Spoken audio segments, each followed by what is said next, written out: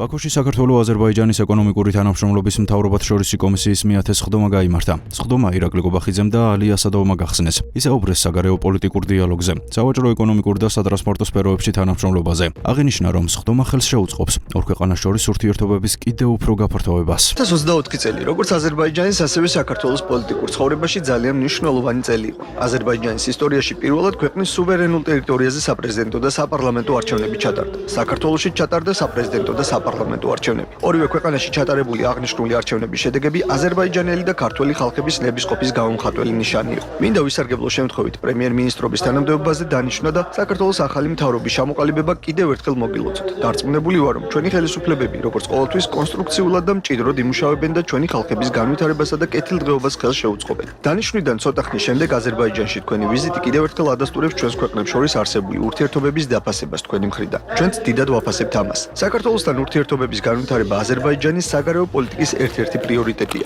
გასული დროის განმავლობაში ჩვენი სტრატეგიული პარტნიორობა ხარისხობრივად ახალ საფეხურზე გადავიდა. ეს თანამშრომლობა ყველა მნიშვნელოვან სფეროს მოიცავს. ჩვენ რთულ პერიოდებში ყოველთვის ერთმანეთის გვერდით ვართ. განსაკუთრებით მინდა აღვნიშნო ტერიტორიული მთლიანობის თემაზე ურთიერთმხარდაჭერა. ჩვენი ეკონომიკური და სავაჭრო თანამშრომლობა ყოველთვის ძალიან მნიშვნელოვანია. საქართველო აზერბაიჯანის ერთ-ერთი უმთავრესი სავაჭრო პარტნიორია. ინვესტიციების სფეროში თანამშრომლობა ძალიან კარგი დინამიკა გააჩნია. აზერბაიჯანი საქართველოში უდიდეს ინვესტიციას ახორციელებს. სოკარი საქართველოში თავის საქმიანობას წარმატებით ახორციელებს. კომპანია ყოველთვის საქართველოს ეკონომიკაში უდიდეს ინვესტიციას დებს და ქვეყნის ერთ-ერთი უდიდესი გადამხდელია. აზერბაიჯანისა და საქართველოს მიერ ერთობლივად განხორციელებული მეგაპროექტები წარმატებული რეგიონული თანამშრომლობის მაგალითია. აღნიშნული პროექტები სამხრეთ კავკასიის ტრანსფორმაციას ემსახურება. ასევე შეიცვალა რეგიონის ენერგეტიკული და სატრანსპორტო რუკა. რა თქმა უნდა, აქ უნდა აღინიშნოს განსაკუთრებით სამხრეთის დერეფანი. ჩვენი ქვეყნები ამ სტრატეგიული პროექტის განხორციელებაში მნიშვნელოვან როლს თამაშობენ. დღეს ჩვენ ერთად ევროპაში მწვანე ენერგეტიკის ხიდს ვაშენებთ. შავი ზღვის წყალქვეშა ენერგეტიკული კაბელის პროექტი აზერბაიჯანში, საქართველოში, რუმინეთსა და უნგრეთში ხორციელდება. ეს პროექტები ევროპის ენერგეტიკული უსაფრთხოებისთვის მნიშვნელოვან როლს თამაშობს. სატრანსპორტო, სატრანზიტო სფერო ჩვენი თანამშრომლობის ერთ-ერთი უმთავრესი მიმართულებაა.